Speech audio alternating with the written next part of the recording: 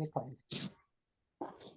Okay, so warm welcome to all of you. This is a strong team of Reverend Haggai, and we will start strong. And this is not just a one seminar affair. This is going to be a series of seminars until we are able to break through and create a real influence. Until we become real agents of change. So this is the basic course. We still have a lot more of courses to offer you. So right now, like what I've said, I have here slides for all of us to see. So influence, the acronym influence means integrity with people.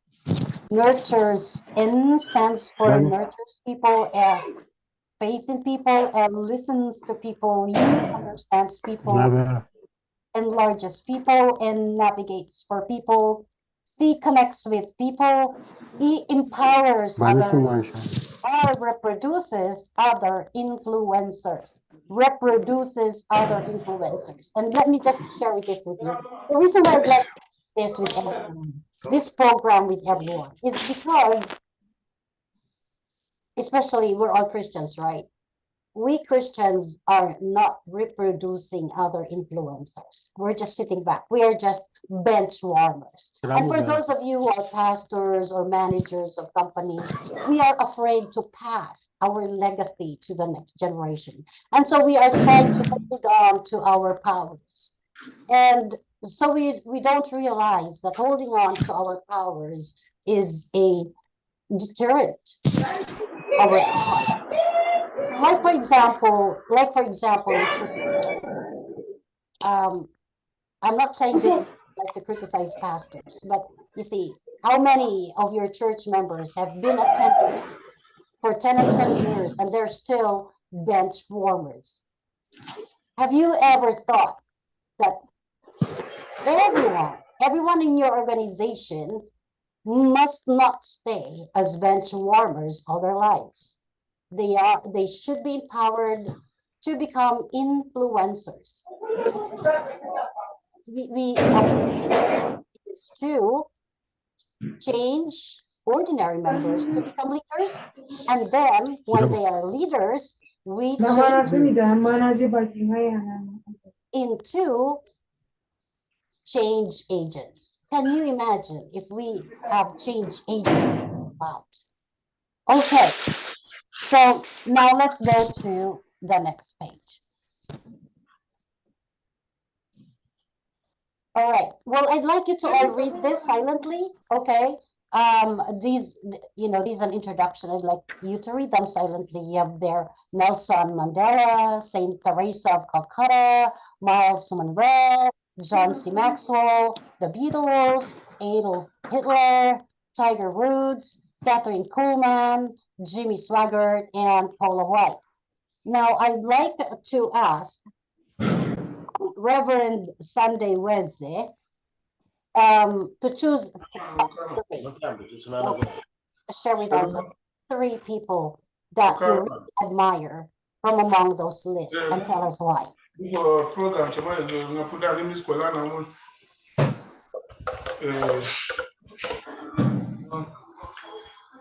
Hello. Yes. Okay.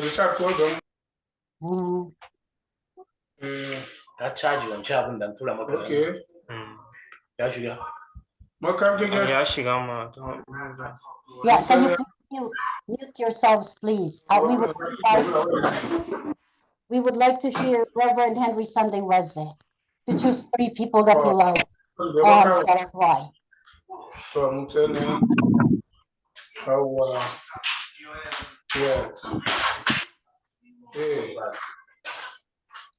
Please, can we all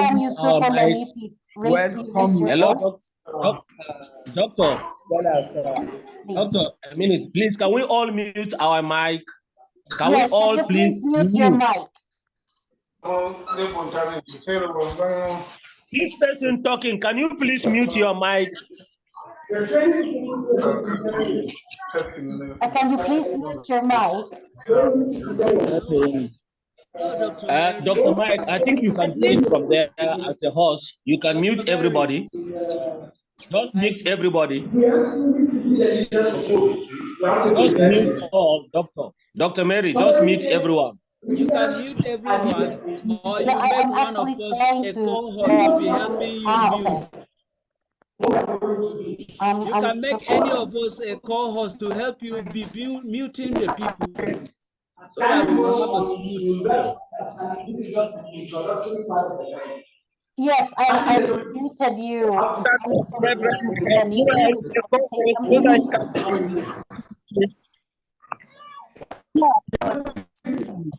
If you make me,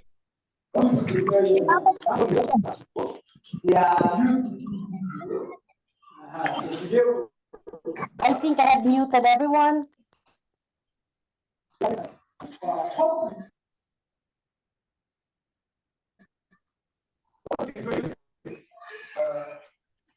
Is to facilitate that.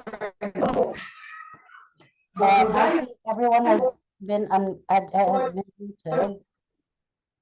All right. Okay. So yeah, would you like to choose three people in this list and tell us why you chose them? Hello? Yes. I've raised my hand. Yes, Jonathan. that's why I unmuted you. Beautiful. Thank you. I have chosen Nelson Mandela, Tiger Woods, and of course, Miles Munro. Okay. Tell us why. Yes, Nelson Mandela is a very influential leader because he lead from behind. His followers are in front while he's from behind. He directs them from behind. That is why he's a very good leader. He look at everybody and did not stand in front to lead, or he lead from behind to look at his people. While Miles Munro is a leader that carries everybody along through his messages. Yes. While Tiger Woods is a leader that is determined, courageous, very courageous leader, and is determined to achieve. These are some of the things I learned from these three people.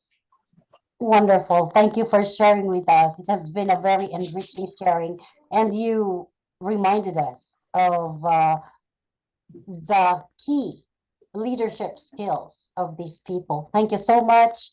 Now, Jonathan, Jonathan, you're done, right? Yes. All right, thank you. I think I saw some hands raised also.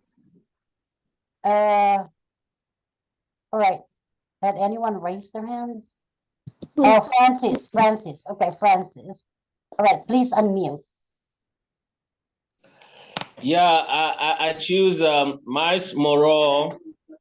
He had a great influence over my life personally. His lifestyle, his leadership, his teaching. This is someone that emptied himself to all his followers and bring people to understanding of the kingdom of God, the principles. Is a great influencer. John C. Maxwell is also a great leader who influenced my life. Going through his books, so a long time ago, his leadership style and ability and techniques have influenced me greatly and have influenced a lot of people. These are great leaders that influenced my life. Oh, thank you. Yes, you just reminded us again about John Maxwell. My recollection with John Maxwell when we met him personally, because he trained us personally. He was very unassuming. He stands by the door, in his denims, in his polo shirt. He stands by the door and shakes hands with everyone warmly and sincerely. He looks at the eyes of everybody, and he doesn't insist on his title. He just says, "Hi, I'm John. I'm your friend." Wannan wutan ku samun haka mana. Also Ba ku leads gani from na ba. behind. With Miles Monroe, before John Maxwell, let's go a little bit. Before John Ba Maxwell, wuta. Miles Monroe was my mentor. I was a partner to his church. In fact, I still have the certificate inked by the late Dr. Miles Monroe. When he died, I looked for another leader, and God brought me to John Maxwell. They both have different types of leadership styles, but both are very effective. All right, thank you so much. That was Francis, right? Daidai haskiya juya yawa. Thank All you. right, now let's call on Apostle Ruben. Apostle Ruben. Okay. For me, I would say, is that Saint Mother Teresa of Calcutta? Mm-hmm. Yes. I'll go with Mother Teresa, Miles Monroe. I think these are the two persons that really influenced. Let me start with Mother Teresa. Especially the ministry of charity which she had. The least of these, the great impact she had in India. It was really so impactful to me. The kind of people she influenced, the kind of people she led, the result. Thank you, Dad. You could see the effect of our ministry here in Nigeria. Anywhere you go to Catholic churches, you see the remembrance of many things she wrote. Secondly,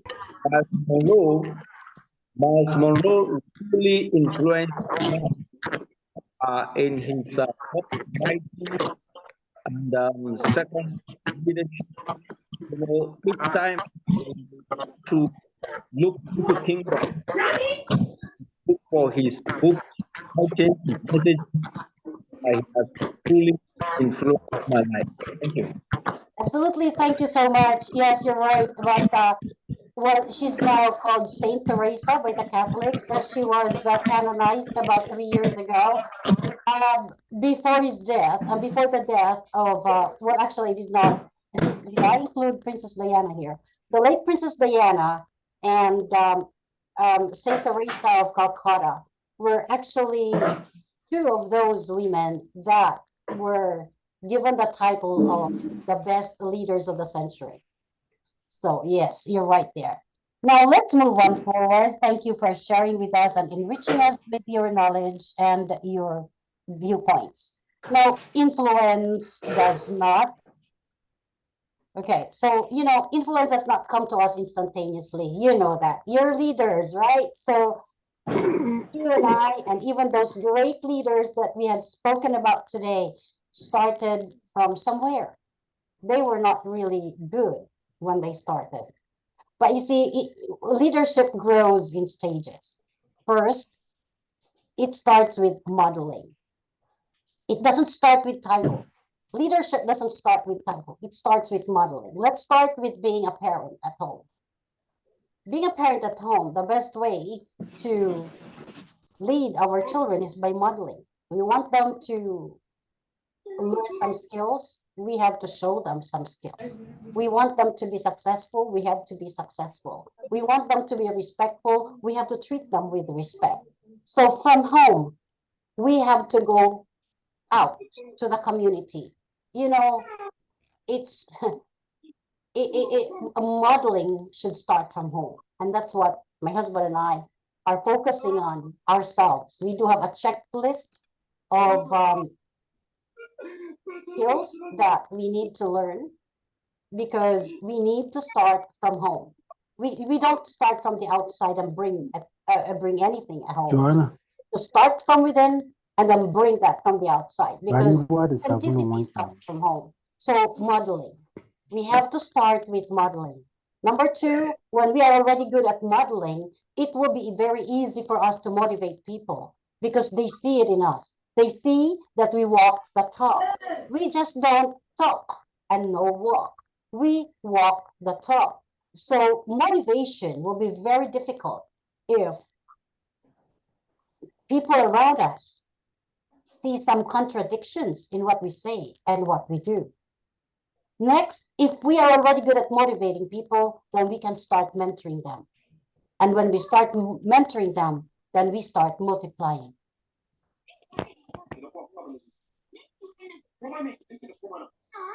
Okay, so everyone has influence. You know, even little children, they do have influence. Everyone has influence in your life, in any, you know, if your life in any way connects with other people, you are an influencer.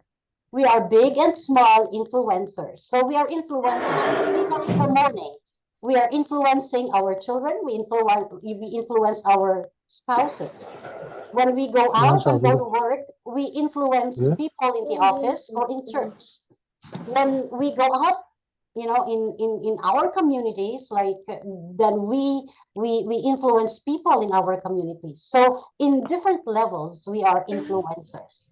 So we need to always bear it in mind that people are looking at us because we are leaders. I'm sure that all of us here are, in our own respects, in any way we can, we are influencers. So always remember that eyes are focused on us. But most of all, this is just one tip.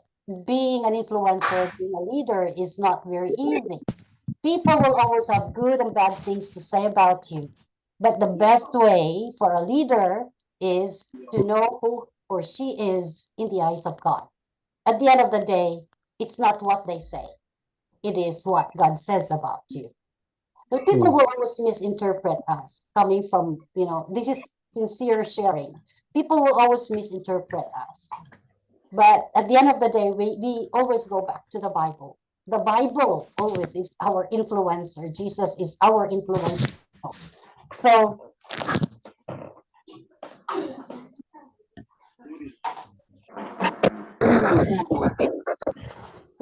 Jesus is our influencer. Before we can even influence others, let's allow Jesus to be our main influencer. Because if we are influenced by the Spirit of God, then it will be easy for us to lead. When we hear God, let me share with you, because when we are not hearing God, you know, you can be a business person, a pastor, a mother, a father. In everything that we do, we should be able to hear the voice of God. Without hearing the voice of God, it will be very difficult to lead, because there will be a time when we meet the wrong people. There will be a time when we meet the, you know, bad people, good people. But if we are led by the Spirit of God, we will always be meeting the good connections, and that's what we call divine connections. Now, we go through, as what we've said, the different stages of influence. So the lowest level of influence is the position or title. I encountered one archbishop from Nigeria, and he always attached, my goodness, maybe 10 titles before his name. And and one time I forgot some of his titles, and he said, you have to respect me, don't forget my titles. And then I said, oh, I'm sorry, Reverend, because for bishops I just call them Reverend. I cannot really remember all the titles. You see, that is an indication that that person has the lowest kind of influence. Positional, that's what you call positional kind of influence.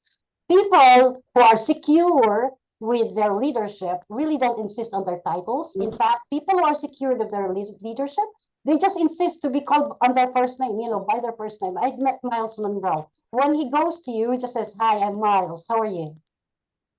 John Maxwell is the same. Hi, I'm John, how are you? And they don't insist on calling them by the titles. If you are still on the positional level, forget it. You know, you're on the level 1. So, yeah, titles don't matter. But on the other hand, Reverend Haggai is here. Reverend Haggai, well, glory to God. I don't exalt him above God, but glory to God. Reverend Haggai He never told me to call him Reverend, my dearly beloved. No, but I can see the purity of his heart. He walks the talk. He's humble. He is a good communicator. He listens to me. That's why I listen to him. He knows how to follow because, you know, good leaders are good followers. He knows how to follow. That's why I follow him. And he never told me to call him Reverend. But every time I speak with him, I always address him, my dearly beloved Reverend, because he truly is a man of God. And that to me is very honorable. Okay, now the second level of leadership is permission. Well, this is when people just permit you because of your title or maybe because of your position. They just permit you to lead them. Like, for example, okay, I'm going to respect you because you're the father. But they don't respect you because they love you. They don't respect you for anything except for your position in the family or in the church. People respect you only because you're the pastor. But deep inside them, they don't respect you. And you will be able to see this. If you are well, I'm sure, you know, at a certain level, you're very discerning. So you will be able to discern if they are just on the, your leadership is just on a permission level. Or sometimes people respect you only because you're paying their salary. They don't really love you. They don't really revere you. Then your level is just, you know, you're a second class leader. Third, which is a more advanced level of leadership, is production. This is when you can already see results in who you are mentoring. You can see changes in their lives. You can see them obeying you. You can see them working without you. So the best way of leadership is production. You see churches growing without you around. You see your office being productive, earning millions without you around. That is, you know, you are already in the production level. And the highest level of influence is people development. And this is when, like what Miles Monroe says, the highest level of influence is if you were able to encourage people to become agents of change. You had fully developed people. And I would like to, well, glory to God for this. Dr. Miles Monroe really had great effect on my life. In fact, my first book, From Passion to Profit, My Love Affair with Pentium 4, which is still on Amazon right now. I'd sold about 15,000 copies already, and I dedicated that to one of the, I mean, I dedicated it to 4 people, 2 for my children, Priscilla and White, because they encouraged me to be who I am now. I wasn't really this person, you know, before I became a mother. Motherhood really changed. Changed everything in my life. And thank you, God, for making me a mother.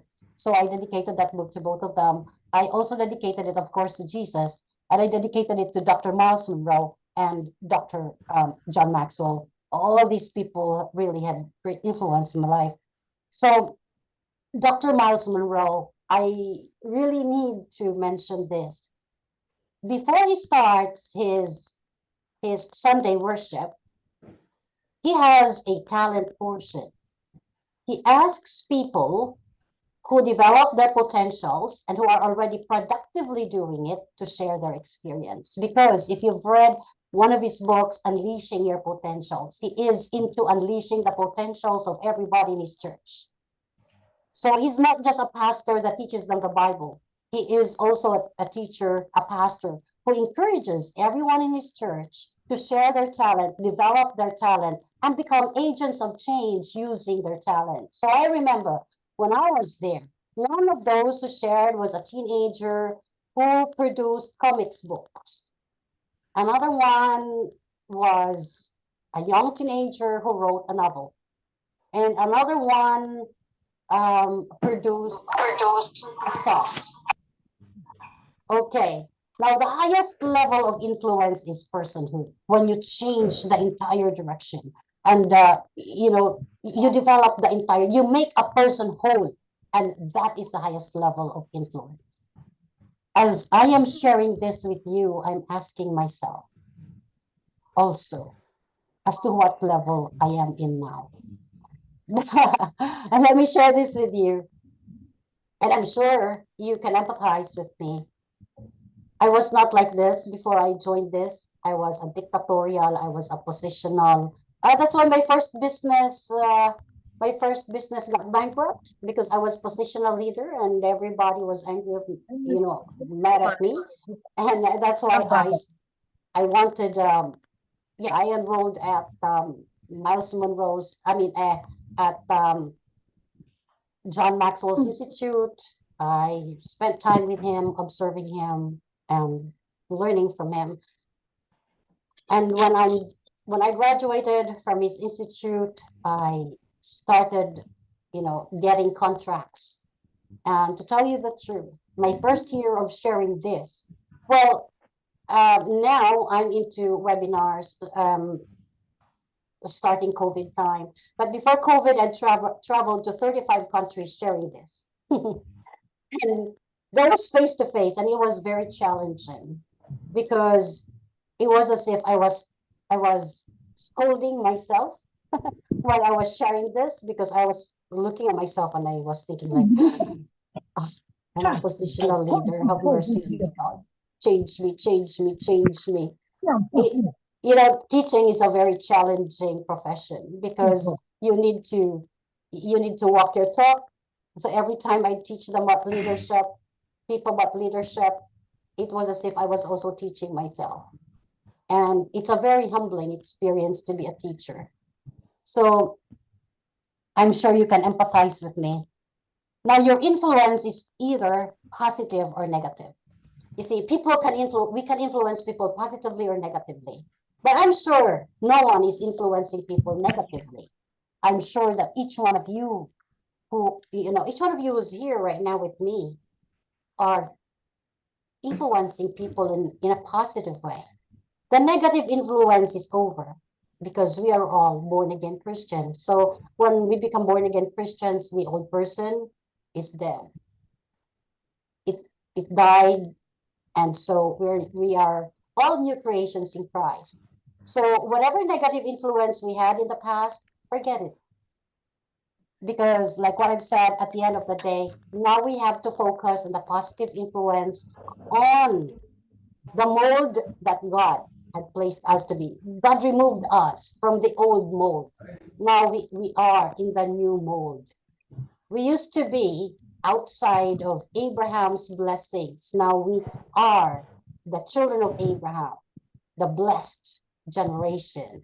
So let's forget about the negative effects we had on people.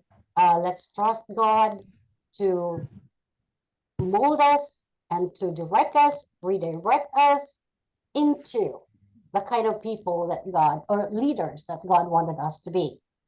Now, even if you've had a negative effect on others in the past, you can turn that around and make your impact positive on others. Whenever God, okay, so God is out, well, I also like Bill Johnson.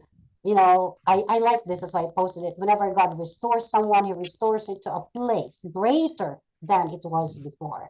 So we have to have this faith that we are all restored. I'm sure, I have my own life stories of misgivings, shortcomings, challenges, trials. It's not new to everyone, but it is consoling to us Christians to know that as God restores us to a place, he always restores us to a place that is greater than it was before. And we know that God majors in restoring people. God, your God, will restore everything you lost.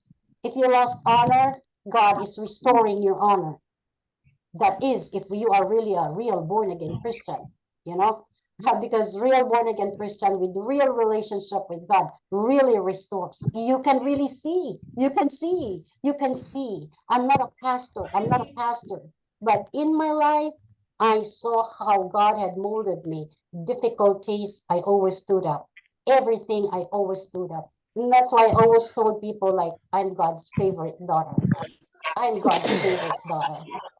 God always had opportunities for me and my family. He always had everything, not because we're great, but because we are just reaping what He died for.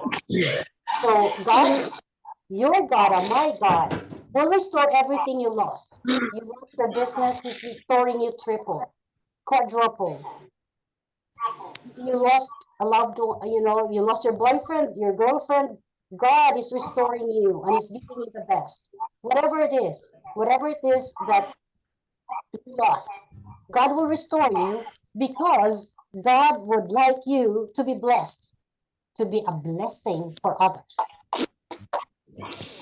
That's the only purpose. God wants you to be blessed because He wanted you and I to be blessings for others. That's the main thing. But before we can bless others, we have to bless Him. No matter how worse your name was, God can restore you. He restores wealth, honor, and He gives new roles to everyone. He creates situations to put you in a place of influence. He will create, just relax, pray hard, and listen to His voice because He will be the one to put you, in a place of influence. Just listen to the voice and the prodding of the Holy Spirit within you. Oh, I'm not preaching here. I'm not a pastor, but this is just based on my experience. That's why I'm enriching this lecture this is a syllabus of John Maxwell, but we are allowed to enrich this based on our own experiences. But this based on not only mine, but I'm sure yours. You see, He will put you in a place of influence. But you don't you don't force yourself, like buying titles of an archbishop. Even if you only have 20 members in your church, you buy title of an archbishop and start adding people in WhatsApp and telling them you're an archbishop, you're a doctor, even if you only bought all your titles. At the end of the day, people will see you are an uneducated pastor or a bishop, and they will not follow you. And that's a sad thing because you're using the name of God. I'm sure there's no one like that here, but I've met a lot of them, and it's so much a disappointment for me. But I just pray for them. We are not meant to condemn, but there are really some people that I cannot stomach. And this is true and honest. You are leaders. There are really people you cannot stomach too. So you just need to retreat, retire, and avoid them for a while. Because you cannot just really see them from sight to eye. Okay, so you wait until the Lord puts you in a place of influence. Don't force yourself. Wait upon the Lord because it is God who provides you with opportunities. Don't force yourself buying title of an archbishop, buying title of a bishop, buying your doctorate degrees, buying titles and fake titles. At the end of the day, it's still not the title. It is your input. It is your character. This is very common. I saw this on social media and I wanted just to share this one. All right, so who are on your influence list? Okay, first on the list must be family, next church, and then community, and then society, and then country, and then world. Now, I challenge all the archbishops and the bishops and the pastors, and even people like me who are in the marketplace ministry, to ask ourselves whether we are just limiting God in our lives to be leaders of our family, or only be leaders of our church, or only leaders of our small communities or society. Are we allowing God to expand us to become great leaders, not only for our country, but for the world? Let's not limit God, because with God, sky is not even the limit. If we only heed to the voice of God, we will not just end leading a little bit part of this society. No matter who you are, if you are sincere, that's why, there are really some bishops that I met, and a lot of them in Nigeria and in Africa. Their grammar, they cannot even do good grammar, but I respect them so much because I know that their hearts are pure and they listen to God. And I said, God, my prayer for them is for them to be blessed by God, and for them, and for God to place them in places of authority someday, or in the near future, so that they can lead the world. Because at the end of the day, it is still like what I've said, character. Character. So let's not limit God in our lives. Let's not just be family leaders. Let's go, not only church. Let's go some more. And let me just tell you this. One thing that I have observed, I traveled to 35 countries and attended many churches.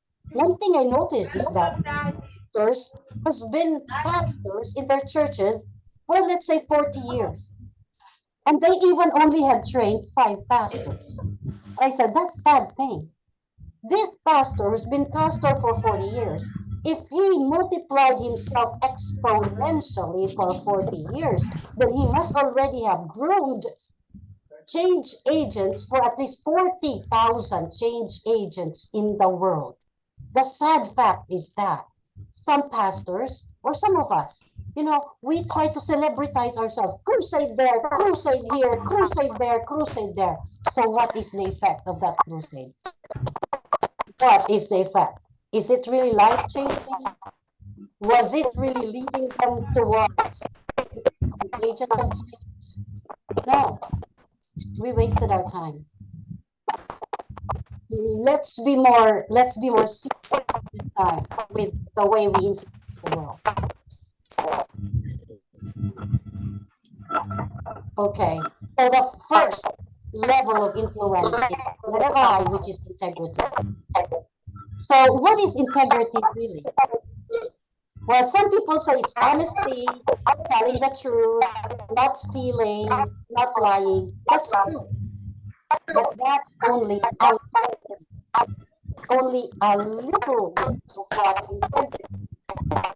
The whole package of what integrity is having the inner strength to be truthful and trustworthy, acting justly and honorably, and being consistent in words and actions. That is integrity. Again, integrity is more than just telling the truth. Integrity is not just being trustworthy. So those two are the highest on the list. But a person with integrity is and trustworthy, acting justly and honorably, and also consistent in words and actions. And I sum integrity as wisdom. A person with integrity is a person with great wisdom.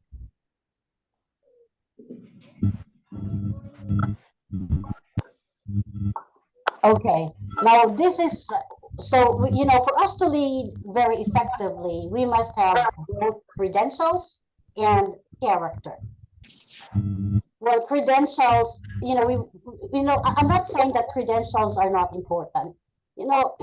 As leaders, we need to have our public speaking skills. We need to hone not only the way we speak, but the way we also, the way we relate with people, being exact, being technically competent, knowing what you're doing. Credentials.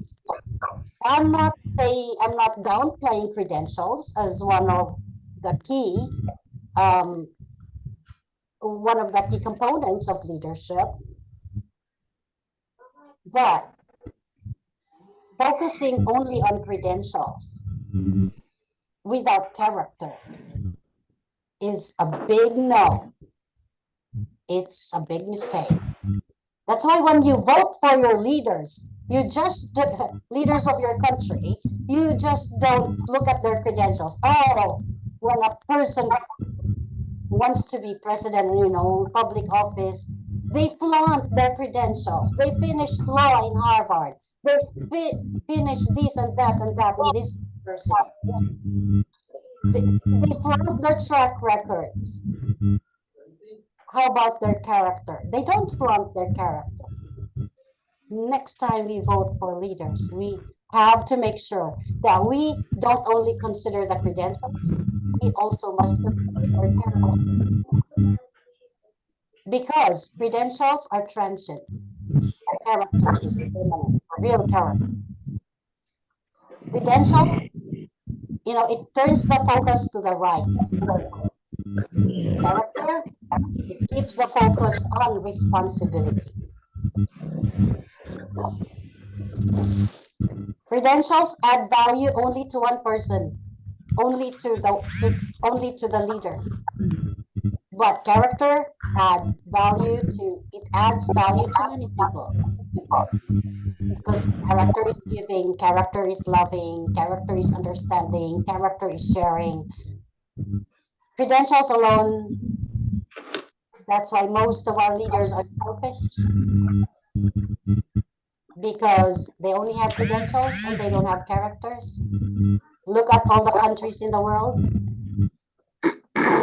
Sad thing, because they only have credentials, they don't have characters. I don't know, maybe you can count.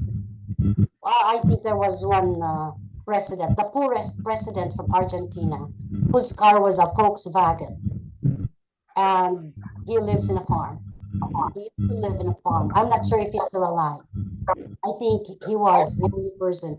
When he goes to the doctor, he queues up. He doesn't like to be, treated as a VIP.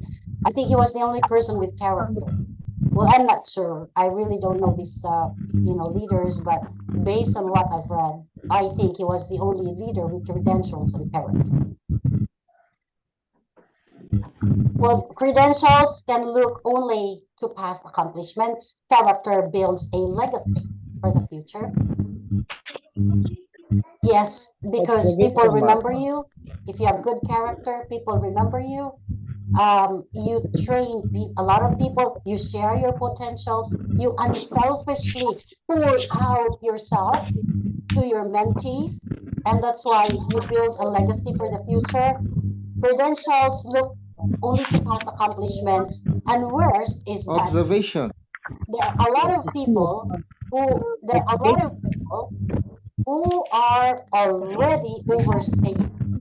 There are leaders who've been there for 50 years.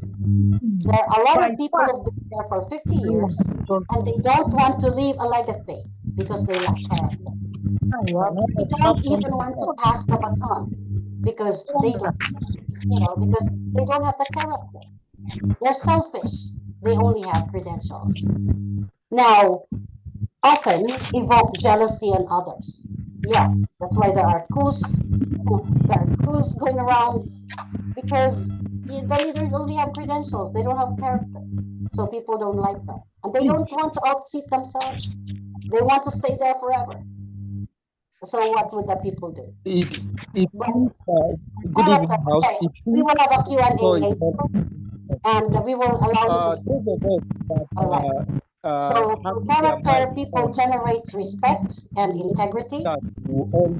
And because the noise at the background is really interrupting us. We are not getting how well, please. Okay, hold on, sir. Okay, let me unmute. Let me mute people. Yes, please. Thank you. All right, great. Let me see. These people are muted. Who are not muted? They're all muted. I'm silent here. How to see vision, cast vision, how to set goals, how to overcome.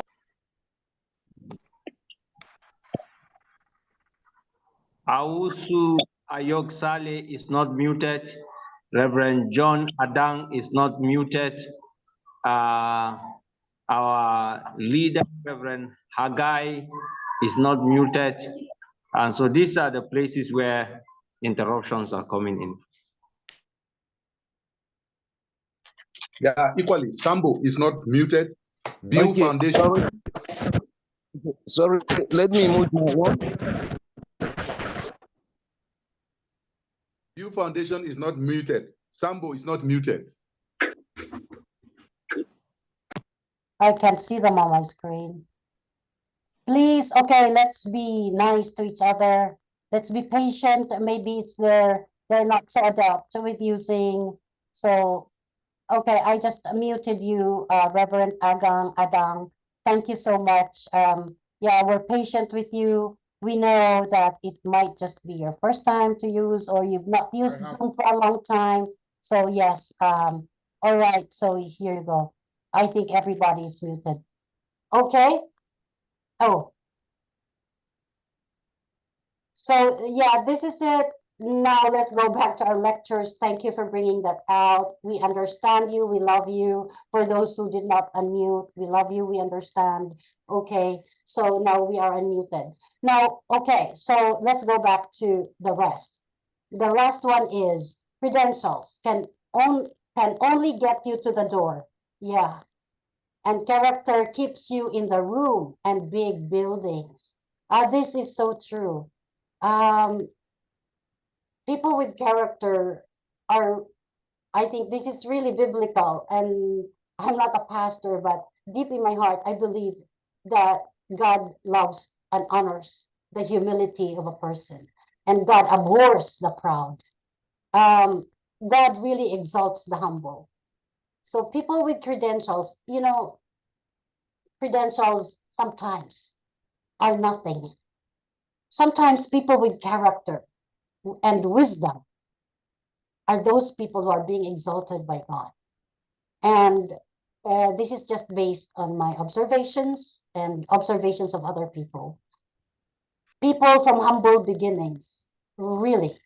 Like Dr. Miles Monroe had the credentials, but how did he get his credentials? He rose from the ranks. He was very poor. He used to live in a shack. He cannot even enjoy a mat. He used to sleep on a carton. But because of the humility of his heart, Dr. Miles Monroe was very humble. Even, you know, even when he was on his jet plane, he was still very humble.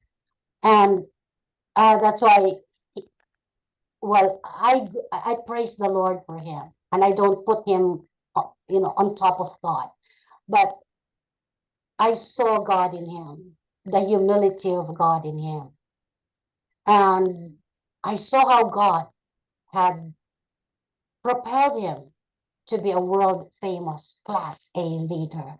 And even before he died, he is still impacting a lot of people. I was invited to be a speaker in the Bahamas during the death anniversary of Dr. Miles Monroe this November. I'm not sure, I hadn't prayed about it yet, because I just really feel humbled that one church is inviting me to be there and speak about the legacy of Dr. Miles Monroe. We have this little association, like the followers of Dr. Miles Monroe, and we are unanimous in saying that we all came from all walks of life. And the reason why we're here is because one of our inspirations was Dr. Miles Monroe. We all came up from anywhere, but with God's wisdom, with humility, God just brought us to places. And I'm sure we will have sharing time later. I'll be asking a brief sharing about his leadership later from Reverend Niven Yaji. Reverend Niven Yaji. Okay. After this lecture. So then, yeah, so there are many things we do not want in this world. Let us not just mourn them, let us change them by influencing them. The main purpose of this lecture, also deep in my heart, and I shared this with Reverend Haggai. That's why he really worked hard for this as well. And we are sharing this with you right now, because there are many things we do not want in this world. Let's not just sit down and mourn and wail and cry and point our fingers. Let us change them. Let us be agents of change. Leaders that are changing the history. Okay, so well, this is one of my favorite and yours. I'm sure, be the change you wish to see in this world. There's a wisdom in this quote. It is not just a simple quote, because when you become the change that you want to become in this world, then you will be pouring yourself to a lot more people. Because you see, leadership, we cannot pour an empty cup, cannot pour anything to another cup. So we have to fill our cups. We have to fill our containers. Well, I don't want us to envision ourselves as small glasses. I want us to envision ourselves as huge reservoirs of change. Because if we are huge reservoirs of change, then we can change the whole world big time, not just small time. Let me just point out, there's this, I like stories of revival. I'm sure you are. I'm sure you do. I was following a story. I was, you were young and I was young at that time. I was following the story of Burundi, the revival in Burundi, and I was so astonished by it. I think that was early 90s or late 90s. I'm not sure anymore, because I like their testimony. Because according to their testimony, their president is already worshiping in church, and their soil became automatically fertile. Like their radishes became double in size, their cabbage or the carrots became double, triple in size. They became gigantic fruits, which means that God just changed their soil. And I said, this is real revival.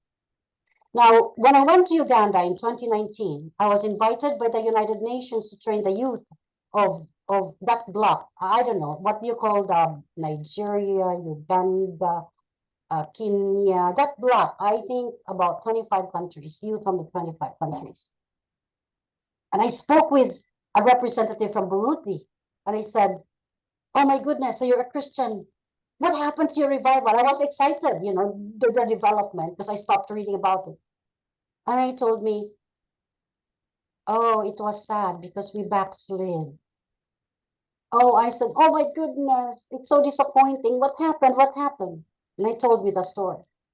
And then I said, oh no, because the leader of that revival did not change followers to leaders. And the leaders, he did not change them into agents of change. That's just the key. That's why all our revivals are dying. They never prospered. It's just song and dance, like what I said. Because the leaders of those revivals, they did not dig deeper. They did not change people. They did not stop from dancing. Well, dancing and singing, fine, because we need that, to open the gates of heaven, yes. But let's go deeper now to the real essence of revival. The real essence of revival is change.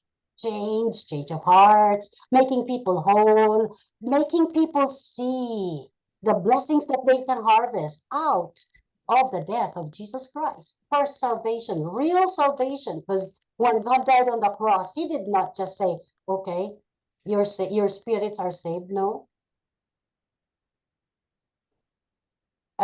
We were not just washed away from our sins. We were revived. We are renewed. We've got new life. Finances has got new life. Relationships has got new life. Social life has got new life. Leadership, business, career, everything. Love, everything. And then second, I said, faith has not been instilled in those people. in the revival. That's why it died down. The leader did not instill faith, did not instill real change. And it's sad. Now, in this class, let's start the real revival. We have to be reservoirs of change so that we can see the whole world to be a reservoir of change. Start from within. I've just seen a pastor, American pastor, making a comment about Vivek Ramaswamy. He's a Hindu, 38 years old, running for president in the US, and he's making noise. He's being guested by, by CNN, by Fox, and all these, and he's brilliant. And he's brilliant. And even one Christian even said, like, yeah, you act more like a Christian than a Christian. But this pastor made a comment and he said, no, I'm not going to allow a Hindu in, the White House. You know what I have in mind? Then what are you doing? Are you really a catalyst of change? If you are, then you could have put someone in the White House long way back. You see, we start pointing, blaming people. We blame ourselves. I blame myself too for sleeping for quite some time. I blame myself for being trivial in my past. I was trivial. I was focusing on other things. I was not focusing on the things that God wanted me to do. So if there's someone here, let's go back to God. Because when we listen to God, then we change. And when we change, we can change the world big time, not small time, big time. And don't underestimate yourself. Because God made you and He knew you even before you were born. And God did not make you small time. God made you big time. What's the difference between you and Prince Charles? Nothing. Prince Charles, when he was born, he didn't have clothes too. Every one of us, that's God's message, that every one of us start from the same footing. Dr. Miles Monroe is one. John Maxwell came from the countryside. He's the son of a pastor. He doesn't also, well, now he's a multi-billionaire. So every one of us can be big time. You can be big time. I'm sad because some Africans told me, when I was in the US, my classmates told me that because I'm an Asian, I'm an Asian Spanish descent, he said, you're very lucky because your skin is white and you can speak this kind of English. You really don't need many doctorates in order for you to succeed. But he's one of my very good friends. He's a black, but you see him a black. I really need to strive hard and all these doctorates in order for me to win my race. You know what I told him? No, that's just what you think. God does not belittle you. It's what you think because you still have this colonial mentality. You have to see yourself the way God sees you. God does not discriminate people. You are just as good as anyone else, regardless of the color of your skin. So that's what I told him. And then I said, well, look at Martin Luther King. Look at Dr. Miles Monroe. Look at Barack Obama. These are people from black descent. But you see, it's just God's way of saying there's no favoritism in the kingdom. You can be who you want to be. And you just need to know that you are created not just to be a tiny little flicker, but you are created to be a huge ball fire of change. When we look at these great people, we don't belittle ourselves. When we see these great people, they're placed in front of us during this century to inspire us to be like them. So for those people who are followers of Dr. Miles Monroe, you are another Dr. Miles Monroe in the name of Jesus. For those of you who admire Saint Teresa de Calcutta, you are just another Saint Teresa de Calcutta. Don't limit yourselves. No. No one can limit you except you. Go, fly. Fly.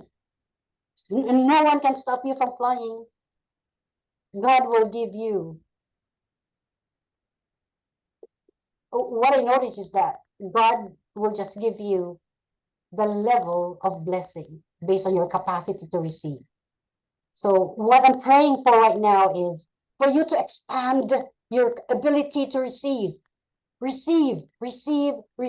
Huge, big, deluge, reservoir, gigantic reservoir. Sky is not even the limit. And this is what I'd like to speak to you today. Don't tell, I really hate it when some Nigerians tell me, I'm a black. No, I've been to a lot of places. I'm not British. I was born in the Philippines. But I was awakened when I was a little girl that I don't see myself in terms of my color. I've got Spanish heritage. Because the Philippines was conquered by Spain, so my great-grandfather was from Barcelona, Spain. So I've got the Spanish blood, but I was born in the Philippines, but I was awakened when I was a little girl, and I just saw myself to be trotting around the world. And that's what I told myself. I'm going to conquer the world intellectually. I'm not going to be defeated by race or whatever. In fact, I did not see myself as inferior. So when I went to the US, yeah, you're American? Yeah, fine. Here in Great Britain, you're British? Yeah, fine. We're equal. I meet you, Africans? Yeah, fine. I mean, I don't see, I don't know. I don't see any colors. I see the heart. If you're good, your heart is clean, yeah, we're friends, we're brothers. Let's not hurt each other. That's just what it is. When I don't appreciate people in terms of colors of skin or passport, because I'd experienced that.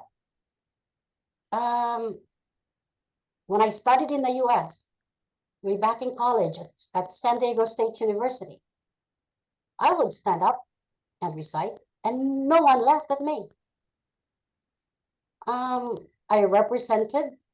I was at the Rogers Center in Canada speaking. I was the shortest. And no one laughed at me. You know why? Because Jesus in me was in control. He was in control because I had faith in him. And I was standing tall. I'm never shy because of my color and because of my height. And at, I think, 25, I was paying the Americans. The one who edited my book, the one who published my book, I hired an American to publish that. She's a writer of Forbes. She's the founder of American Diversity Report. She's a best-selling author. I paid the Americans. I employed them. I don't boast about my success. The only thing I remember is that I believed in my God. And I was confident, and I still am confident because of God. And if ever I can speak, the parents that God had given me. My father was a politician in the Philippines. And when I was a little girl, I was seeing him do public speaking. And he was very good looking because he's got this Spanish blood. So he's very good looking and he spoke so well. And he was really one of my idols in terms of public speaking and charisma and leadership. But there's nothing to boast because God can take anything away. There's nothing to boast. What I'm saying is that color of the skin doesn't matter. Well, I'm not saying that you belittle British people, but British and Indians you know, I mean, British, Americans, Canadians, Australians, there are a lot of people who are more inferior than you are. You come over, you live here, you live in the US. Well, I'm not saying they're bad or something, you know, but this is matter of factly. If you meet them, there are a lot of people from the countryside who don't even have passports. They never even had studied college, and they never had formal schooling. In fact, this is what I tell people. And this is not because I'm facing you, Nigerians. I told them, like, when people invite me to speak in these 3 countries, I make sure that I really prepare myself. I said, people from Africa, people from India, people from the Philippines. These are very intelligent people, and I don't want to make a mistake. They are intelligent. Yes. I'm not going to say, you know, but with other races, you know, just fine. It's fine. Well, I'm not saying they're inferior, but you know, you are thinkers. Africans are thinkers. You are think tanks, and you don't know that. One thing that I'd like is to liberate ourselves from colonial mentality, because this one stops us from leading. You know, it's like a blockage. God didn't say that Africans cannot lead. God did not say that Vietnamese are more inferior. God didn't say that Indonesians are more inferior. No, we're all equal. So if Bill Gates made an invention, he's American, then there should also be an invention coming from Nigeria, or coming from Africa, coming from Asia, coming from, yeah. Because there's no limit, nothing, and God has no favoritism. So be the change you wish to see in this world. Pray for inventions in your church, so that the inventions of your church can change the world. Pray, encourage people to write more books, to create more music, to pray more, to heed the call of God more. Because God did not just call you to be just that. God called you to be more than that. That is the message today, and this burden of my heart, to tell everyone that they are not just called to be little tiny stars. They are called to be great big Venuses. Yeah, this is one of my favorites, Helen Keller. It says, I'm only one, but still I am one. I cannot do everything, but still I can do something. And because I cannot do everything, I will not refuse to do something that I can do. This is Helen Keller. She was blind, right? She was blind, but she became one of those people who changed the world. Now, you and I are desperate for leaders of good character. And if we want to emerge as great leaders, we must develop the following qualities. Okay. I'm praying that everyone will be, every one of us is, you know, a giant reservoir. So we have to develop this big time. We have to model consistent character. We have to employ honest communication. We have to value transparency. We have to exemplify humility. We have to demonstrate your support for others. You have to fulfill your promises. You have to embrace an attitude of service. You have to encourage two-way communication with the people you influence. Model consistent character, employ honest communication, value transparency, exemplify humility, demonstrate your support for others, fulfill your promises, embrace your attitude of service, and encourage two-way communication with the people you influence. Now, the benefit of integrity is trust. If you have integrity, people trust you. If you have the benefit of trust, you have, you know, if you have the benefit of trust is influence. Somebody, you know, somebody in one of the countries yesterday called up one of those who I installed as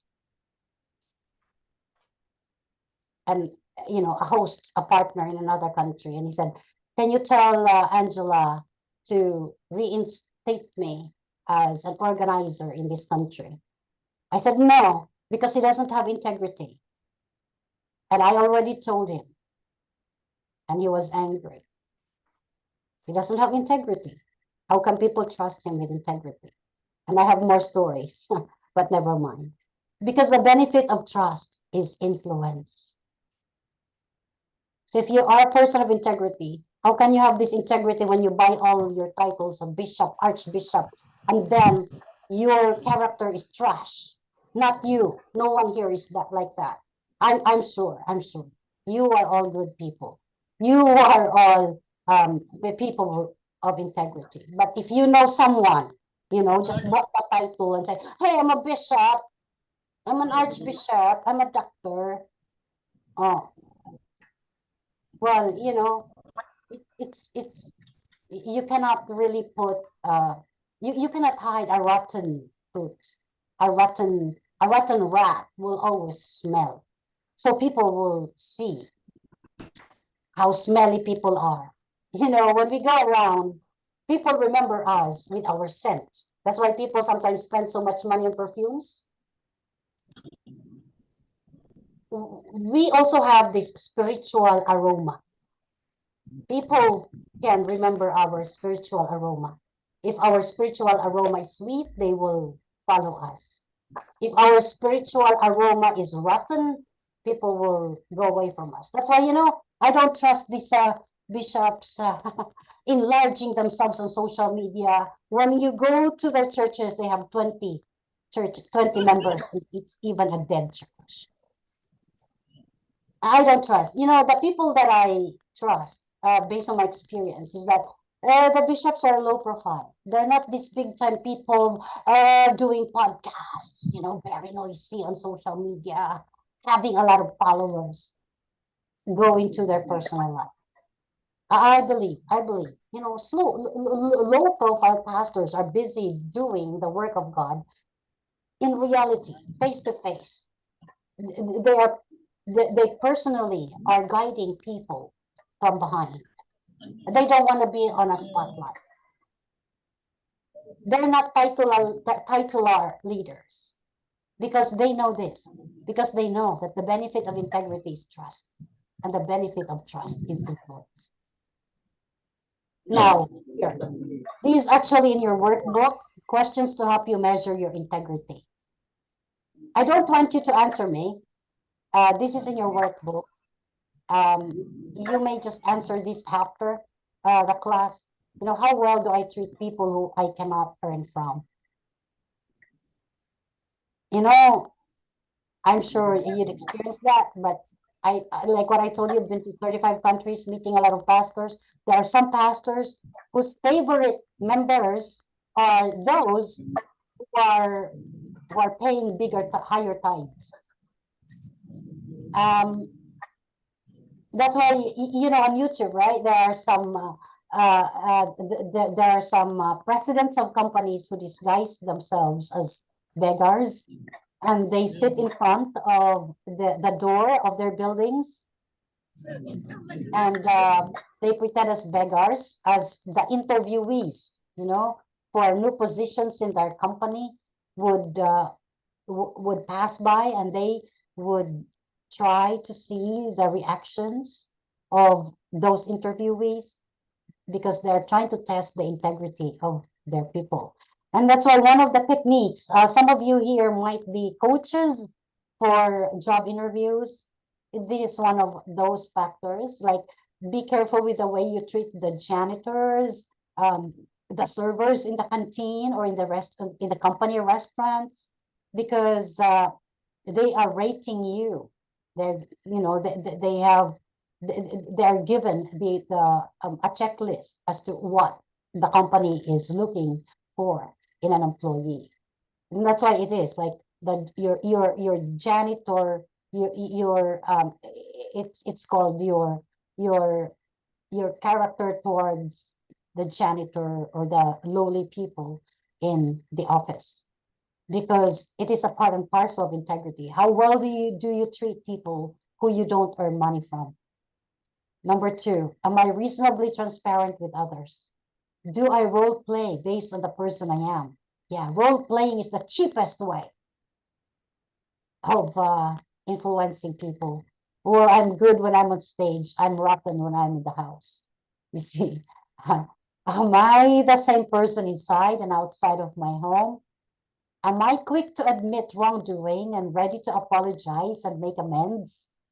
Do I put other people reasonably ahead of my own agenda?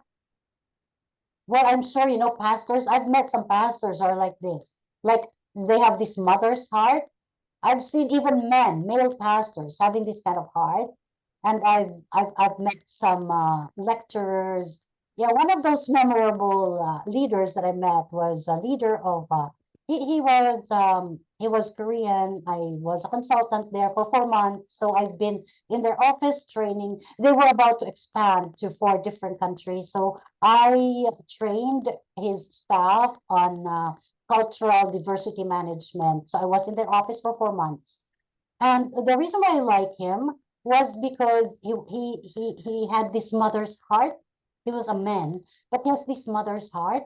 And that's why his business really just grew up exponentially. I think they now have offices in Canada and even in Poland, but now they are about 15. One of those that I saw in him was he really puts everyone ahead of him. He coaches, mentors. Well, he's a Christian CEO. He was a Christian CEO, and I call him brother. I have a lot of brothers and sisters in the whole world. I call him Korean brother. I have brothers. You are my African brothers. We are brothers. We don't even need to say, our nationalities, but we are African brothers. You are my brothers. No colors. But one thing that I noticed in him was that, everyone really loved him, and I even love him because he puts everyone. There was a time when their company was cash strapped because they were like starting up at that time. They're they just really had a little money in their coffers. What he did was he paid everyone first, and him no money at all. He didn't pay himself. He didn't pay. And he spoke with me too. And he said, this is all that I can give you, but let us prioritize the employees because they live from a day to day. So yeah, he has this mother's heart. And that's why I like him. And very few, I really had seen very few leaders who have this mother's heart. They always give and they always think of others ahead of them. Number 7, do I make difficult decisions even when they have a personal cost attached to them? Do I have an unchanging standard for moral decisions even when there is a personal cost attached to them? Number 9, do I speak directly to people or speak about them? Number 10, am I accountable to at least one person for what I think and what I do? So these are the measures for integrity. Ask yourselves. As I lecture, I'm also asking myself because I still need to grow. I still need to grow. And that's why I want to be with people, because being with people can point out what my mistakes are. Because what irritates me is an indication of an area that I still need to grow on. I'm sure that you are hungry for change. You're hungry, and so am I. We are hungry together for change. So this is number 2. A person of influence nurtures other people. You are a nurturer. You know these influencers on social media? I don't really believe them when they say, I love you all, I love you all. Because when you really love a person, you're willing to spend time. You're willing to die for him or her. And these people are just hungry for followers. I don't believe them. I don't believe them. What I believe in is if I see a leader nurturing one person, 2 persons, and then exponentially multiplying himself or herself, that is very admirable. Now, the nature of nurture, people need to be cared for. People need to be cared for, not only physically, but emotionally. We have to feed the people around us with encouragement, recognition, security, and hope, hope, hope, hope, and hope. A great leader is a dispenser of hope, hope, hope, hope, hope, hope, hope, hope, and hope. Yeah, a good leader is a Pied Piper of hope. I put this picture in my book on leadership. It is, the next book that I'm writing is Waltopia Generation. And this is going to be still on my book. A good leader is a Pied Piper of hope. And for us Christians, it is really easy, especially for us Christians who experience the beauty of God and the blessings of God and the mercy of God. Every time we fall, we can easily tell people that there's hope. For all of us who had been down and we had seen the hands of God bringing us up and promoting us once again, reviving us, triple portion, we know we can be, and I'm sure you are, Pied Pipers of hope. And the best hope is Jesus. Nothing more, nothing less. It's Jesus. However, do not make a mistake of spoiling people you nurture. Give them wings and allow them to fly without you. You don't nurture them because you want to enslave them. I pause. This is not my observation, but the observation of a lot of people. And this is sad. This is sad. Be it in corporate, be it in church. Owners of companies nurture their employees because they want their employees to be slaves forever. Churches, very sad. Some bishops, not all, would like to nurture their members because they would like to enslave their members forever. They want to be archbishop and rule like kings and queens. They want to be archbishops because some archbishops, some bishops, some pastors are ruling. Feudal, very feudal. And I hope there's no one here. And I'm sure no one is a feudal landlord in his church. If you are, please change. It's not godly. I've just met one. And I'm praying for him to change because leadership is not about being feudal. And this actually one of the reasons. Feudalism in the Catholic Church was one of the reasons why Martin Luther rebelled from the Catholic Church. Because in essence, spiritual leadership has nothing to do with feudalism. It has something to do with spiritual love, spirituality and love. Spirituality and love with feudalism cannot coexist. This is another topic. Well, anyways, you nurture them with a desire to set them free and allow them to ripple off the same thing to others. Do not baby them too. I'm sure you know how to do this, like eagles, like birds. You test them first on a certain height and then catch them and then let them fly higher and catch them again until their wings become so strong and allow them to fly. Let's not limit our the people that we nurture. Let's not limit them. Allow them to fly. You see, we don't own any parcel of land. All the land is owned by God. So if there's someone we mentor who would like to put up something in our neighborhood, let's not get angry. Let's support. Now there's this British guy I'm training for public speaking. And then this voice is, a demonic voice came to me and said, he's going to get your clients because he's British, and then I just told this voice and I said, no, if he's going to be a greater public speaker than I am, then it's my honor because I trained him, I nurtured him, I taught him. So it's okay. And then I said, he's not gonna kill my business because he's only one. And how many people can he teach?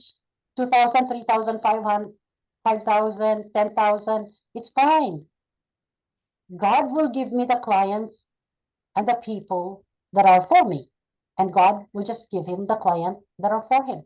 He's a Christian and he's inviting me to attend his Bible study. I said, yeah.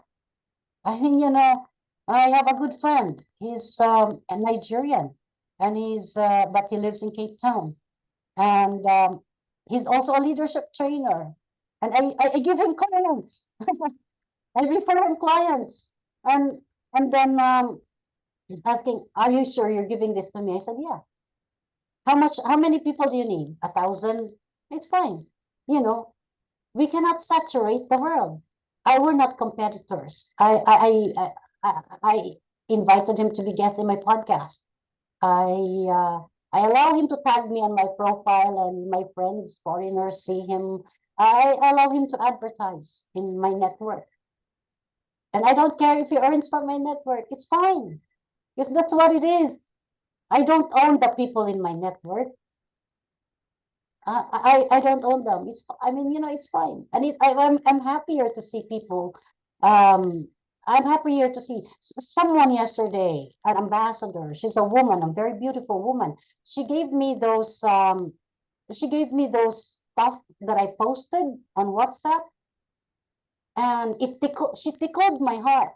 And I said, oh wow, I don't know how to do this. Or she has this. I don't have this. I don't envy. And I think I even told her, yeah, you have to be a part of the team. Because it's your honor to have taught someone. Let them go. If they become better than you are, fine. At least you contributed to them to become successful. So we nurture them with the desire to set them free and allow them to ripple off the same thing to others. So we don't baby them. So a nurturing influencer is giver of love, respect, sense of security, recognition, and encouragement. And even in business, we don't want to do business with people who don't love us, who don't respect us, who terrorize us, who don't give us this sense of security, who don't make us feel that we can trust them. We don't want people who don't recognize our authority because we also respect them. So it's a respect and recognition is a two-way process. We leaders also need to be encouraged. So we nurturers, when we give love, we receive love. When we give respect, we receive respect. When we give the sense of security, we receive the sense of security. When we give recognition, they recognize us as well. And when we encourage them, they encourage us in return. So my question is, I'm sure you also had heard some mentors telling you that their mentees are ingrates. And I asked them, I said, why did you say they're ingrates? And they said, oh, because now they're boastful. They forgot all about me. They're already there and here and here and there. I just keep quiet. But at the back of my mind, I was saying, like, if you really show them love and respect and sense of security, recognition, and encouragement, they will not forget you.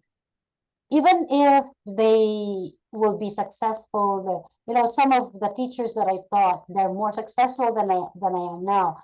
Well, they don't always come to me, but they still, pat my shoulder sometimes, and they will say like, oh, thank you. Thank you for encouraging us. Thank you for teaching us the skills. Yeah, that's it. I mean, there's no big deal. So the thing is, we are just doing this to bless God, just to bless God. We're empowering people to bless God. It's all about God, anyway. We nurture people for God. So if people rise higher than us, fine. It's still a blessing to God. So everything is all about God. Now, so what do? Okay, so what do they receive when we love them, we respect them? They receive positive self-worth. They have this sense of belonging, and they will not become ingrates because forever they will remember you and forever they will respect you. So they will not become ingrates. So when people tell me like, my mentees are ingrates, I ask the question, why? What did they receive from you?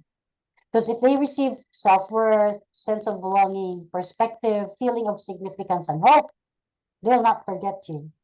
Of course, they'll be better than you are. Some of my mentees, they're already like fine executives in the US. Um, some of them, they already have big businesses. It's even touching because, you really forget your mentees sometimes because I've been doing this for the past 18 years. And one time on LinkedIn, someone just messaged me and he said, "Hey, Mary, I'm now in France and I'm now a supervisor in this company." I said, "Oh, really? I think it's in my WhatsApp." He's a Christian guy too. Now he's in my WhatsApp and I chatted with him some time ago. So it's, oh yeah. I said, "Oh, thank you for remembering me." Just like that. I mean, I don't think they're ingrates. They really have their own lives and they're not really emboldened to report to us all their lives. Set them free. So nurturing is possible only with love. And that's why God nurtures us.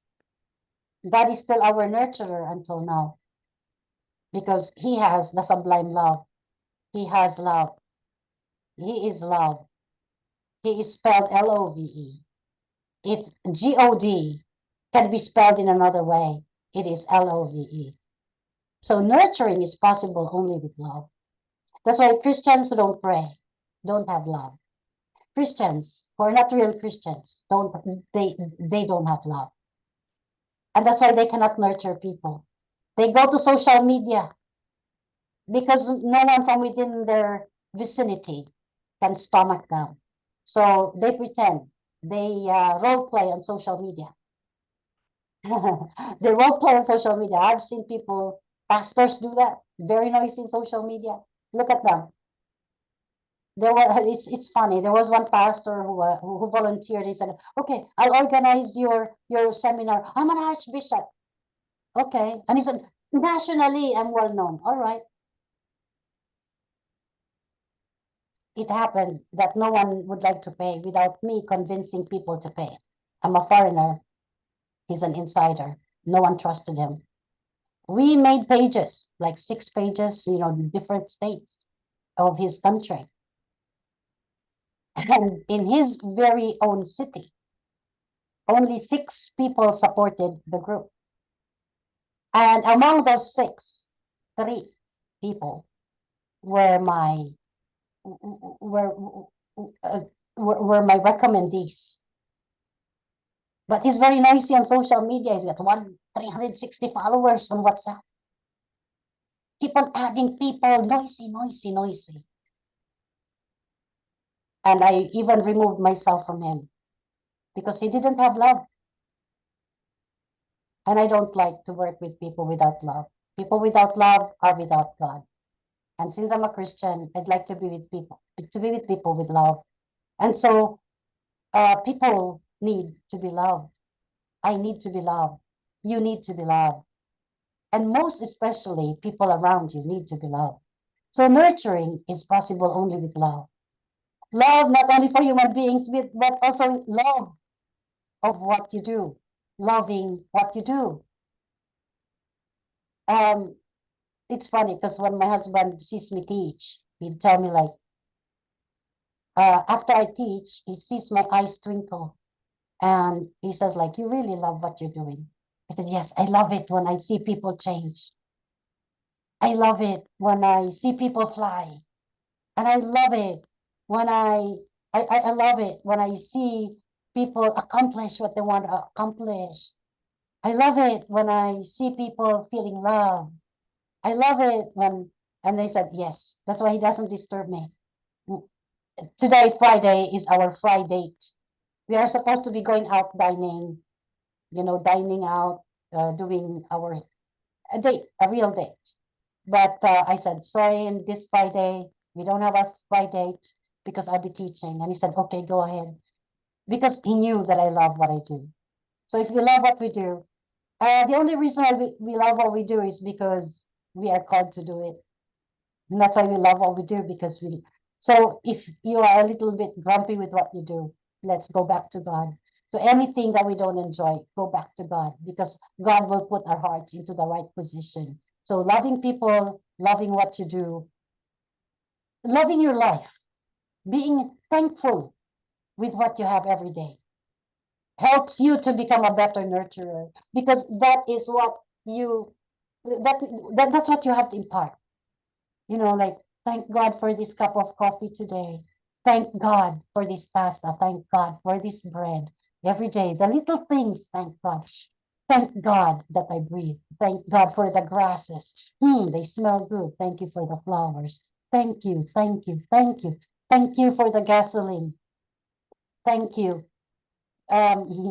My sister the other day called me. It's funny. It has something to do with this. I'm nurturing my older sister.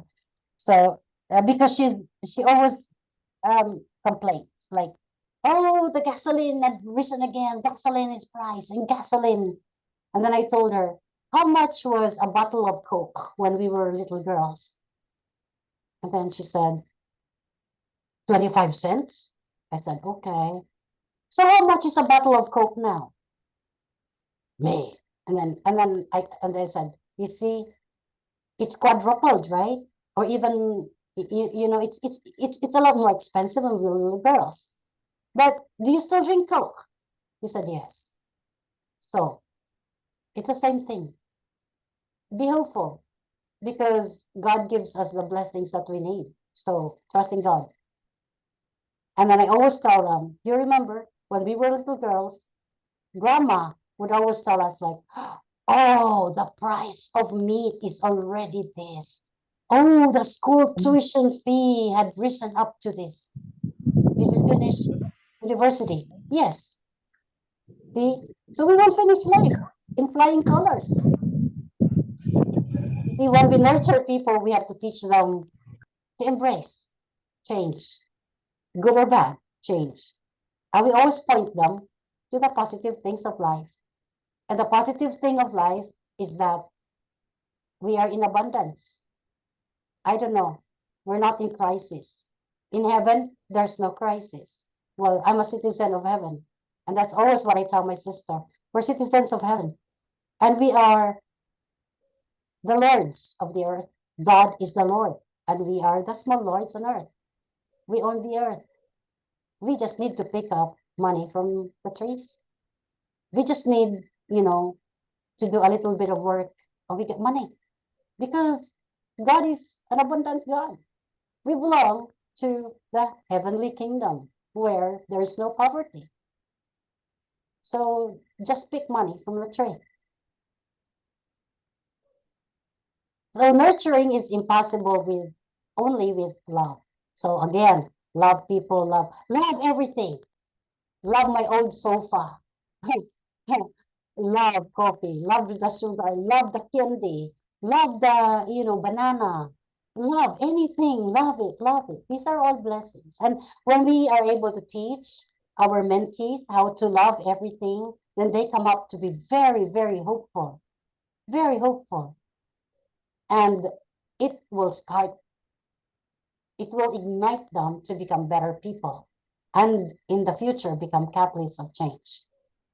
So I like Bruce Lee, you know his story. So what he said was practice makes perfect. After a long time of practicing, our work will become natural, skillful, swift, and steady. So if we like love, yeah, we start with little things. You know, like a small bud of flower, these little things. I'm so thankful that God gave us a PC, a laptop, internet, water to drink, you know, appreciation of these little things. Because when we start appreciating little things, then big things will happen. Again, it starts with small things. So how to become a natural nurturer? We have to commit to the people We have to believe in people. We have to be accessible to them. We have to give them no strings attached and give them opportunities and lift them to a higher level. So this is how to become a natural nurturer, like Jesus. You know, John Maxwell is a natural nurturer. He cannot commit to everyone, but he's so committed with what he does. He emails us every week about. We always meet him. We meet him once a week. We have this Q&A call every week. He's committed to that. He believes in us. And then he is accessible. Well, he's not accessible, but he already had multiplied himself, so we can ask people around. And then give him, you know, and this is what's one thing good with John Maxwell is that he trains us with no strings attached. This is good with him. You know, he allows us. Now I'm rebranding to UK School of Transformational Leadership and Success Management, and he doesn't care. Go ahead.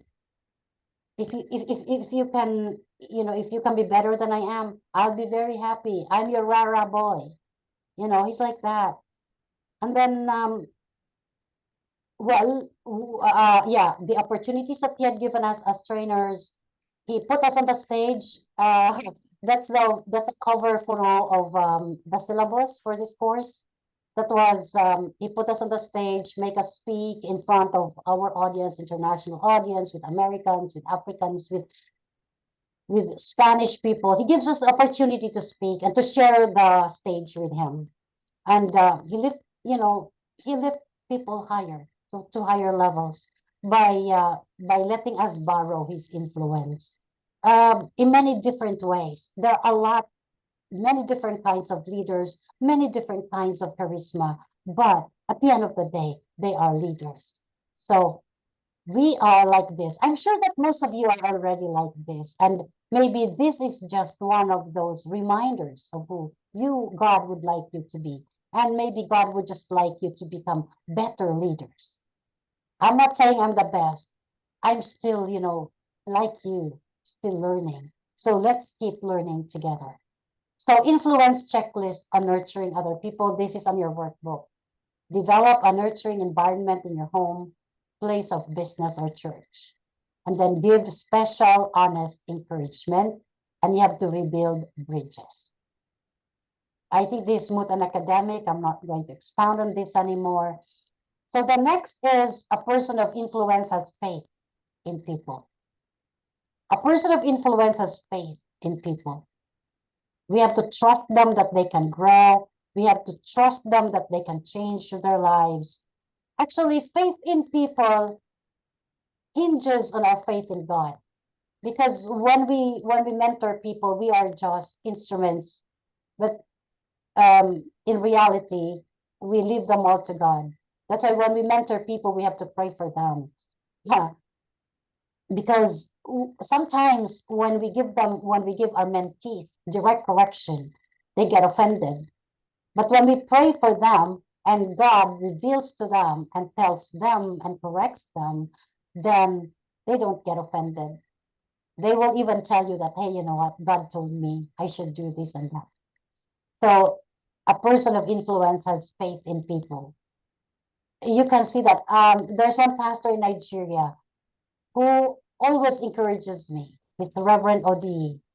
He's another, you know, business partner of mine. And aside from Reverend Haggai, I also call him up for prayers because he always has faith in me. He always has faith in me. And so I like him. He nurtures me. One nurturer that I also like, and yeah, was Miles Monroe. Though he, you know, his style was different, but he was a nurturer because he's got faith in people. I remember him saying, all these things, I think, you know, 80% of what I'm telling you, I got this from Miles Monroe, from the late Dr. Miles. Sky is not the limit. I got it from him. So facts about faith in people. Most people do not have faith in themselves. So you have to have faith in them before they can have faith in themselves. Most people grew up from broken homes. So some parents spoke negative words to their children. So when you see people needing faith, give them faith so that they'll have faith in themselves. You as nurturers and influencers and leaders, we have to give them, first of all, faith. This is the greatest gift that we can give our mentees. Most people do not have someone who has faith in them. Most people can tell when someone has faith in them. You know, you would know, right? When someone has faith in you. And when people have faith in you, then you feel good about yourself. And most people will do anything to live up to your faith in them. This is important. You know, that's why positive assertion is so important. Look at this. This is foolish, right? But this is what the world does. You know, they'll feel important. They feel important. They feel secured if, you know, this advertisement of Dolce & Gabbana says like, okay, if you wear this perfume, then people will value you. People will have faith in you. You'll be lovable. You'll be amiable. People will run, boys will run after you. This is crazy. This is foolishness. But this is a misconception about the world. So when people come to our churches, we have to change their mindset. Hey, about perfumes, Dolce & Gabbana, demonic. Oh yeah, by the way, Dolce & Gabbana is demonic. Dolce & Gabbana is demonic. Even ordinary Christians in France already had made a noise barrage about Dolce & Gabbana using some demonic symbols in their advertisements. Okay, here's another thing. Sex appeal booster. Pheromone. This is activates your male pheromone. This is also about perfumes. This is another crazy. We don't do this. Yeah, you know, especially when you mentor young adults. This has to be changed. You know, the worldly perspective, change it. You're beautiful. You know, people will run after you if you have the aroma of Christ, not this scent of perfumes. This is BS. Faith is belief in action. So how to become a believer of people? Believe in them before they succeed by emphasizing their strengths. List their past successes, no matter how small those were. Yeah, it is important that you write down and you let them read. You know, the successes, instill confidence when they fail, experience some wins together, visualize their future success. Yeah. You have to do this, visualize their future success. You have to tell them sometimes, like, sit down and say, you know what? I see you as the president of our country. I see you as an inventor of this. You know, give them wild, great dreams so they'll become. Visualize their future and then expect a new level of living.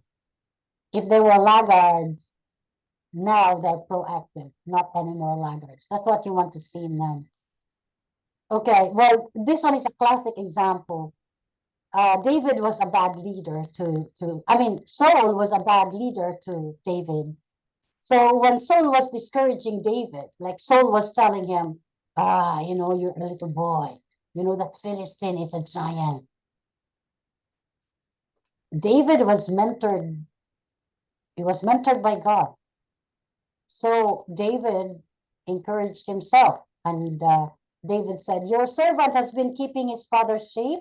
When a lion or a bear came and carried off a sheep from the flock, 35, I went after it, struck it, and rescued the sheep from its mouth. See, he was giving a record of his past accomplishments. You know, I did this. When it turned on me, I seized it to its hair, struck it, and killed it. Your servant has killed both the lion and the bear. This uncircumcised Philistine will be like one of them, because he has defied the armies of the living God. The Lord who rescued me from the paw of the lion and the paw of the bear will rescue me from the hand of this Philistine. And Saul, the bad leader, told David, okay, go, and the Lord be with you. So if you have the will to win, you have achieved half of your success. If you don't, you have achieved half of your failure. So I'd like you to believe, and me too to believe, that we become big reservoirs of change in this world by leading people with principles. When people sense victory and when people sense defeat. So this is it, when we mentor them, we have always to make them feel that they will always make them sense victory, not defeat. Because when they sense victory, they sacrifice to succeed. They look for ways to win. They become energized. They follow the game plan and they help other team members. Let's not let them feel defeat. That's why we have to be Pied Pipers of harmony, Pied Pipers of hope. To help people believe they can achieve victory, put them in a position to experience small successes. You are fathers and mothers, right? So you know how to mentor people. If you had mentored your children, you know how to mentor people. It's just like mentoring your own kids. When they didn't know how to write, we were there teaching them how to write. We want them to be readers, so we read books in front of them. We didn't want them to indulge into BS television, so we don't watch TV. We are selective with the television shows that we watch. So it's the same thing. Mentoring other people is the same thing as mentoring our children. So to help people believe they can achieve victory, put them in a position to experience small success. Now, influence checklist. This is you'll find this in your workbook. Okay, so find a strength, build on past success, help others overcome defeat, and start right off. Now, people of influence listen to others. This is chapter 4. Talk to someone about themselves, and they'll listen for hours. So when we mentor people, we listen to them. We don't talk about ourselves, except if we're lecturing like this. But one-to-one mentoring, it's 10% your mentees talking, and them 90% talks. So people of influence listen with an open mind. They can understand another person's point of view. They may disagree with another person's viewpoint and opinions, but they can understand where the other person is coming from. We are pressed for time. We still need to listen to the testimony. I won't mind. I'm not going to charge you again, extra, but I just really love to finish this. And let's extend for 30 minutes more. And let's have about 5 minutes listening to the testimony of our brother. Okay, the value of listening is listening shows respect. Listening builds relationships. Listening increases knowledge. Listening generates new ideas. Listening builds loyalty. And listening is a great way to help others and yourself. I'm sure you have experienced this. The people who made you feel good and who are making you feel good are those people who listen to you. Because these people who listen to you, you feel respected when you're listened to. And when you feel like they listen to you, you are open to build friendships to them. And when you feel like they listen to you,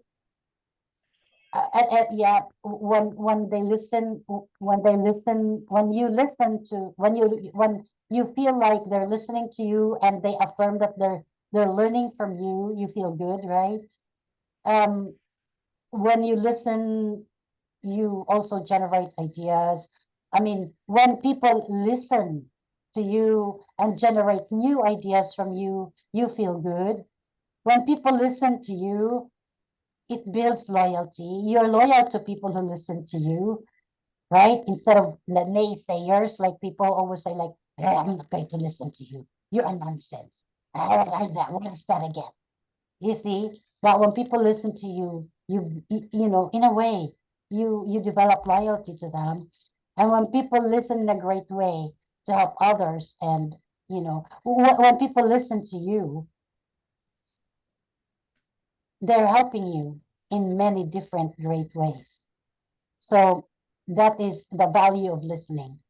These are the common barriers to listening: overvaluing talking, lacking focus, experiencing mental fatigue, stereotyping, carrying personal and emotional baggage, being preoccupied with self.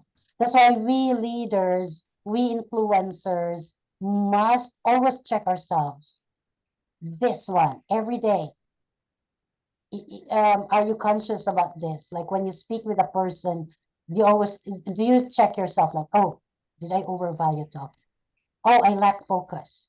Oh, I wasn't focusing to this person. Um, that's all, you know, when you're tired, just beg off. Don't speak with anyone.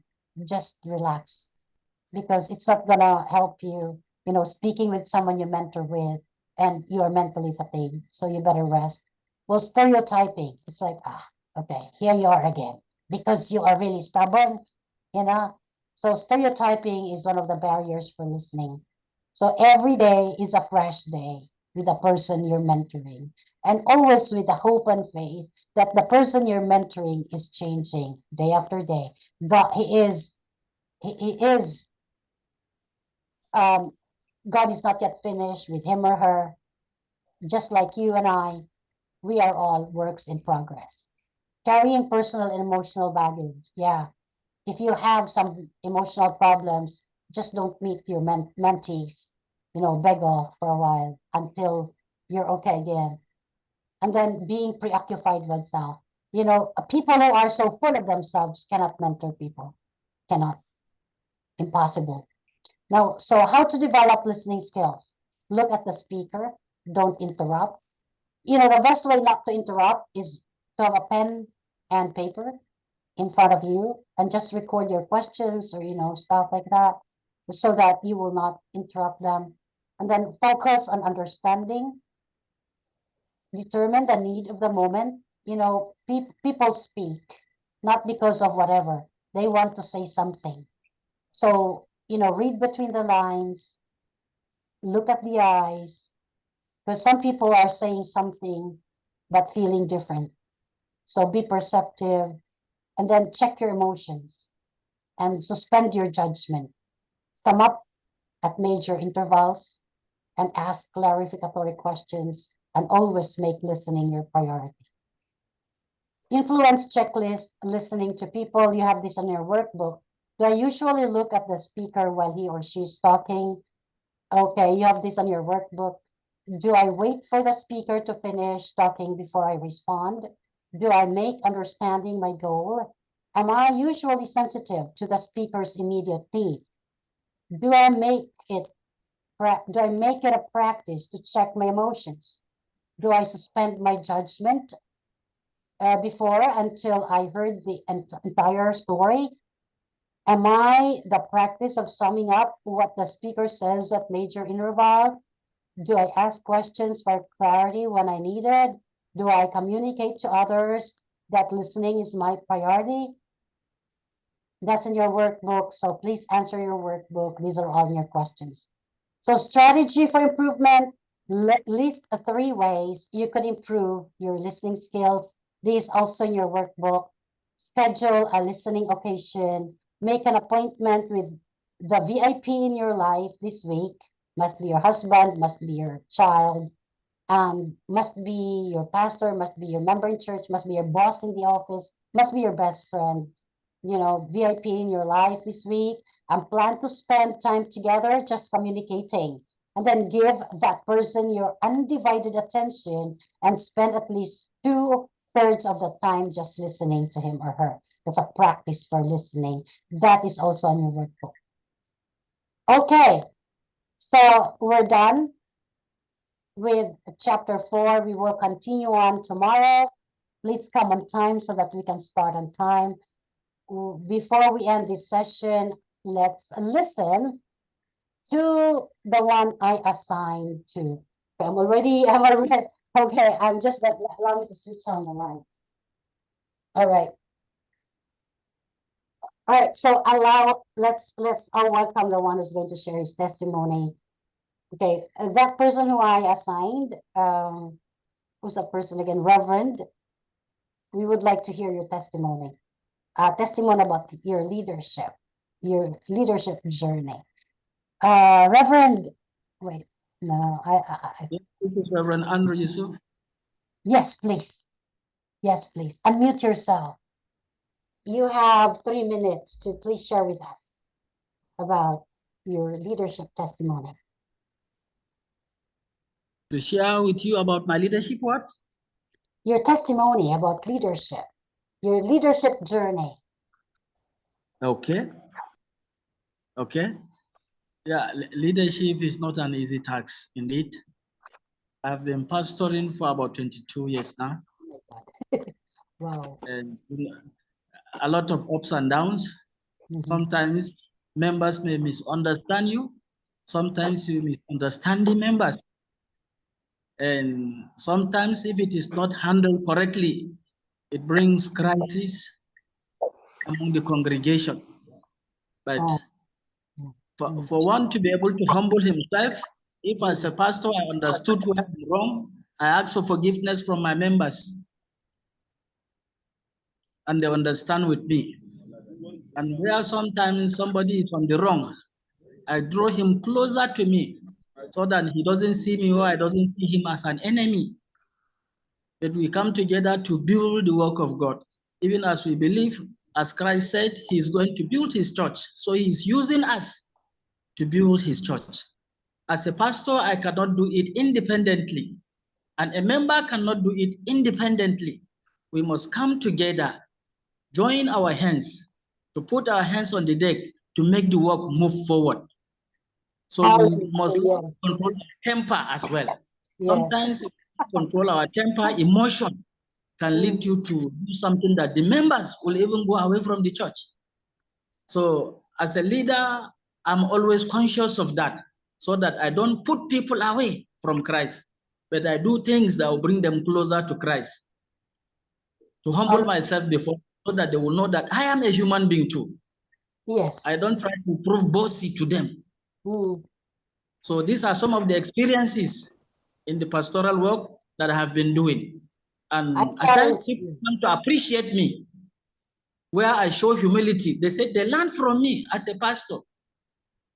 So they give me courage when they comment on some of the behaviors where I made them feel and see me as also part of them in the church, building the body of Christ.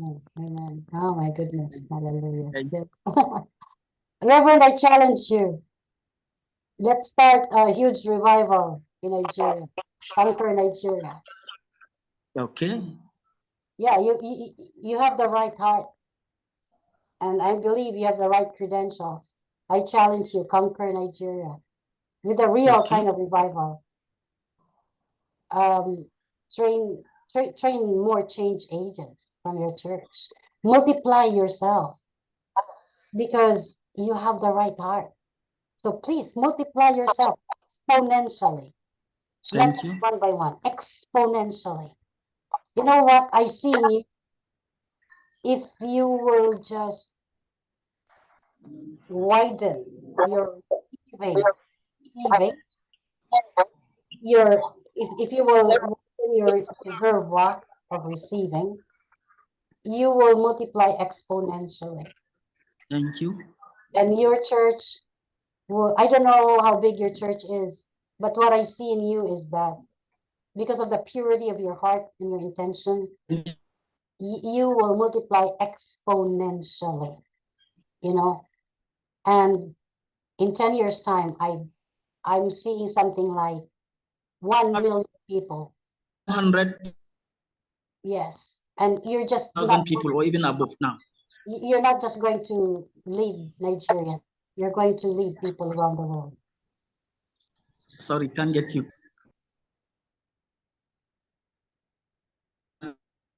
Hello?